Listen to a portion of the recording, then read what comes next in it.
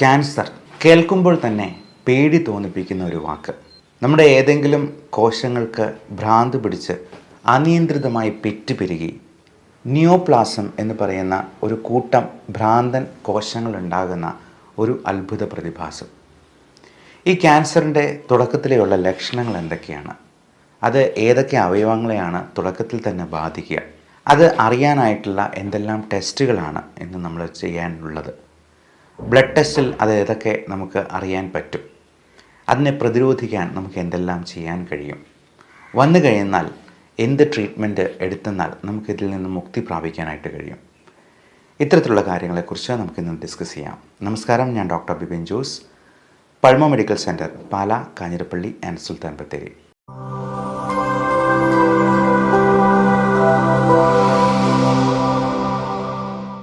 ഞാൻ ആദ്യം പറഞ്ഞതുപോലെ ക്യാൻസർ എന്ന് പറയുന്നത് നമ്മുടെ ശരീരത്തിലെ ഏതെങ്കിലും ഒരു കോശത്തിന് ഭ്രാന്ത് പിടിച്ച് അനിയന്ത്രിതമായി പെറ്റുപെരുകുന്ന ഒരവസ്ഥയാണ്.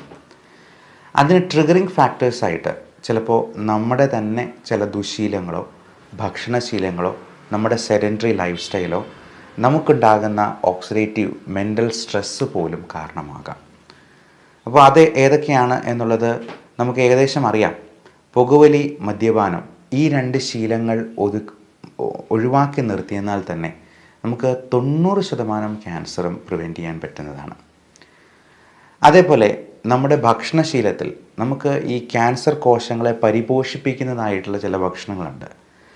വളരെ ഹൈ ഷുഗർ കണ്ടൻ്റുള്ള, പ്രത്യേകിച്ചും ഒത്തിരി മധുരം, ചോക്ലേറ്റ്, ബേക്കറി സാധനങ്ങൾ, മൈദ അടങ്ങിയിട്ടുള്ള സാധനങ്ങൾ, ഒത്തിരി ആനിമൽ പ്രോട്ടീൻ, അതായത് മൃഗങ്ങളുടെ ഇറച്ചി, പലതരത്തിലുള്ള ലിവർ പോലത്തെ ആനിമൽ ഓർഗൻസ് തുടങ്ങിയതെല്ലാം ഹൈ ഗ്ലൈസിമിക് ഇൻഡെക്സ് ഉള്ളതും ചിലപ്പോൾ ഹൈ ഷുഗർ കണ്ടൻ്റ് ഉള്ളതും, ഇതെല്ലാം ഈ ഓങ്കോ ജീൻസിനെ, നമ്മുടെ ക്യാൻസർ ഉണ്ടാക്കാൻ പോകുന്ന ജീൻസിനെ ട്രിഗർ ചെയ്യാൻ പോകുന്നതുമാണ്.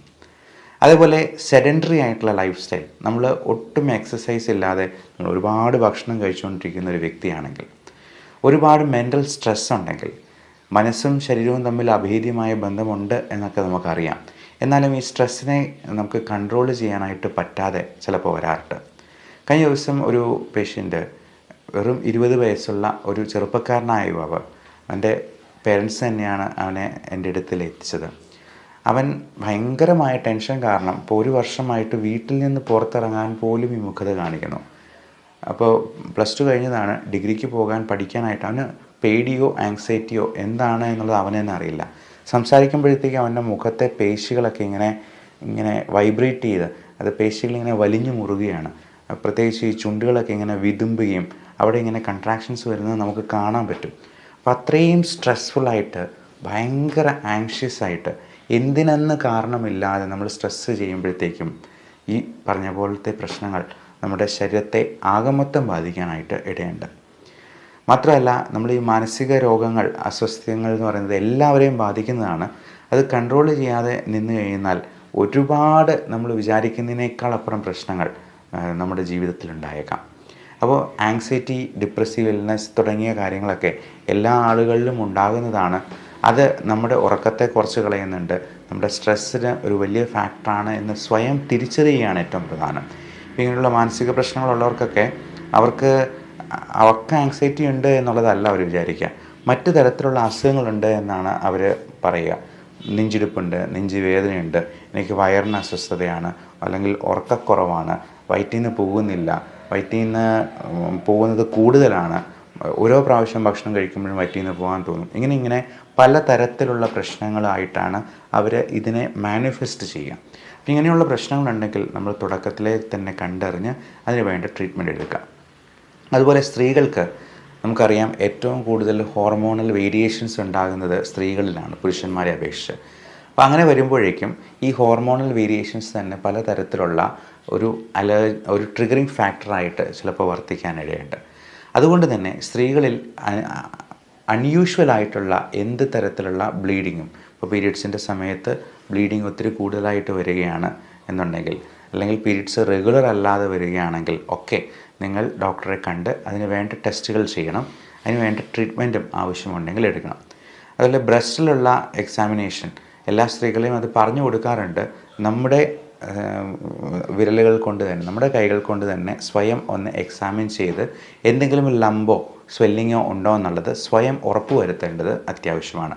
അങ്ങനെ എന്തെങ്കിലും ഉണ്ടെങ്കിൽ ഒട്ടും മടിക്കാതെ തന്നെ നിങ്ങളുടെ ഡോക്ടറെ കണ്ട് അതിനാവശ്യമായിട്ടുള്ള ടെസ്റ്റുകൾ ചെയ്യുക. മമ്മോഗ്രാം അല്ലെങ്കിൽ അൾട്രാസൗണ്ട് സ്കാൻ വഴി നമുക്കിത് അറിയാൻ പറ്റും. മിക്കവാറും തരത്തിലുള്ള സ്വെല്ലിംഗ് എല്ലാം ഡോക്ടർമാർ ആദ്യമേ തന്നെ പറയുന്നൊരു ടെസ്റ്റ് അൾട്രാസൗണ്ട് സ്കാനാണ്. അപ്പോൾ അൾട്രാസൗണ്ട് സ്കാൻ എന്ന് പറയുന്നത് ഒട്ടും വേദന ഉണ്ടാക്കുന്നൊരു സംഗതിയല്ല, അതിനൊട്ടും റേഡിയേഷൻ ഇല്ല. നമ്മൾ അൾട്രാസൗണ്ട് എന്ന് പറയുന്ന എനർജി ഉപയോഗിച്ച് തന്നെയാണ് ഇത് ചെയ്യുന്നത്. അപ്പോൾ സൗണ്ടിൻ്റെ എനർജി നമുക്ക് കേൾക്കാൻ പറ്റാത്ത ഫ്രീക്വൻസിയിലുള്ളതാണ്. അതുകൊണ്ട് ഇത് വളരെ നിർദോഷകരമായിട്ടുള്ളൊരു ടെസ്റ്റാണ് എന്നുള്ളതും വളരെ എളുപ്പത്തിൽ തന്നെ ചെയ്യാവുന്നത്, വലിയ ചിലവുമില്ല. അതിന് ഏറ്റവും കൂടിയത് 1000 രൂപയാകും എവിടെയൊക്കെ സ്കാൻ ചെയ്യുന്നു എന്നുള്ളതിനെ ആസ്പദമാക്കി.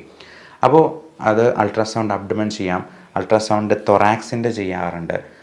അതുപോലെ മറ്റ് ജെനിറ്റൽ ഏരിയയിൽ പലപ്പോഴും ആളുകൾക്ക് ഉദ്ധാരണക്കുറവ്, ശീഘ്രസ്ഖലനം പോലുള്ള പ്രശ്നങ്ങളുള്ളപ്പോൾ അൾട്രാസൗണ്ട് പെൽവിസിൻ്റെ ചെയ്യാറുണ്ട്. ഇനി കളർ ഡോപ്ലർ സ്കാൻ ഉണ്ട്. അത് കാലുകളുടെ രക്തയോട്ടം സംബന്ധിച്ച്, വെരിക്കോസ് വെയിൻ സംബന്ധിച്ച് പ്രശ്നങ്ങളുണ്ടെങ്കിൽ അവിടെ ബ്ലഡ് ക്ലോട്ടായി നിൽക്കുന്ന ഡീപ്പ് വെയിൻ ത്രോംബോസിസ് എന്ന് പറയുന്ന പ്രശ്നമുണ്ടോ എന്ന് നോക്കാൻ പിനൈൽ അൾട്രാസൗണ്ട്, ഉദ്ധാരണക്കുറവ് ഈ രക്തയോട്ടത്തിൻ്റെ കുറവ് കൊണ്ടാണോ എന്നുള്ളത് മനസ്സിലാക്കാനായിട്ട് ഒക്കെ നമ്മൾ ഈ അൾട്രാസൗണ്ട് സ്കാൻ പറയാറുണ്ട്. കൂടാതെ അത്യാവശ്യമെങ്കിൽ ഡോക്ടർ ഇതിന് ചെസ്റ്റ് എക്സ്റേ എടുക്കാനായിട്ട് പറയും. നമ്മുടെ ശ്വാസകോശങ്ങളെയും അതിനിടയിലുള്ള മീഡിയാസ്റ്റൈനം എന്ന സ്പേസിനെയുമാണ് ഏറ്റവും കൂടുതൽ ഈ അർബുദങ്ങൾ അല്ലെങ്കിൽ അർബുദത്തിൻ്റെ സെക്കൻഡറീസ് ബാധിക്കാനിടയുള്ളത്. അതുകൊണ്ട് ചെസ്റ്റ് എക്സ്റേ, ഇപ്പോൾ ന്യൂറോ സംബന്ധമായിട്ടുള്ള എന്തെങ്കിലും പ്രശ്നങ്ങളുണ്ടെങ്കിൽ തലയുടെ സ്കാൻ, അത് MRI സ്കാനാണ് ഏറ്റവും ഉചിതം. അത് അല്പം ചിലവേറിയതായതുകൊണ്ട് റേഡിയേഷനുള്ള CT സ്കാൻ വേണമെങ്കിലും ചെയ്യാനായിട്ട് ഡോക്ടർ പറഞ്ഞേക്കാം. MRI സ്കാനിന് യാതൊരു റേഡിയേഷനും ഇല്ല എന്നുള്ളത് കൊണ്ട് അത് സേഫാണ്, പക്ഷേ അത് ചിലവേറിയ ടെസ്റ്റാണ്. അപ്പോൾ ഇങ്ങനെയുള്ള ടെസ്റ്റുകൾ ആവശ്യമുണ്ടെങ്കിൽ ചെയ്ത് നോക്കുക. ഇത്തരത്തിലുള്ള ലക്ഷണങ്ങൾ, പ്രത്യേകിച്ചും നമ്മുടെ കഫത്തിൽ രക്തം കാണുക, എവിടെയെങ്കിലും ബ്ലീഡിങ് ഉണ്ടാവുക, അതായത് വയറ്റിൽ നിന്ന് പോകുന്നതിൽ ഒത്തിരി ബ്ലഡ് ഉണ്ടാവുക. നമ്മൾ വയറ്റിൽ നിന്ന് പോകുമ്പോഴത്തേക്കും പലപ്പോഴും മലത്തിലുള്ള ബ്ലഡ് അത് കറുപ്പ് നിറത്തിൽ കാണാൻ സാധ്യതയുണ്ട്.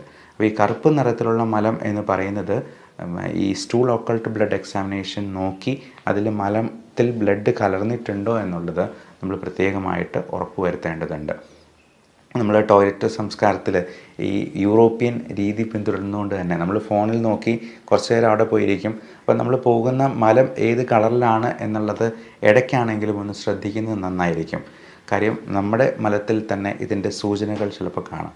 അതുപോലെ ഉദരസംബന്ധമായിട്ടുള്ള പ്രശ്നങ്ങൾ, മിക്കവാറും ഈ ഗ്യാസ്, നെഞ്ചിരിച്ചിൽ, ആമാശയ സംബന്ധമായിട്ടുള്ള കാര്യങ്ങളൊക്കെ ഒരുപാട് ഈ സ്ട്രെസ്സുമായിട്ടും ആങ്സൈറ്റി ആയിട്ട് റിലേറ്റഡ് ആണ്. ഇത്തരത്തിലുള്ള കാര്യങ്ങളൊക്കെ ഉണ്ടാകുമ്പോഴത്തേക്കും നമ്മൾ അത്യാവശ്യമായിട്ട് ചെയ്യേണ്ടത് അൾട്രാസൗണ്ട് സ്കാനാണ്.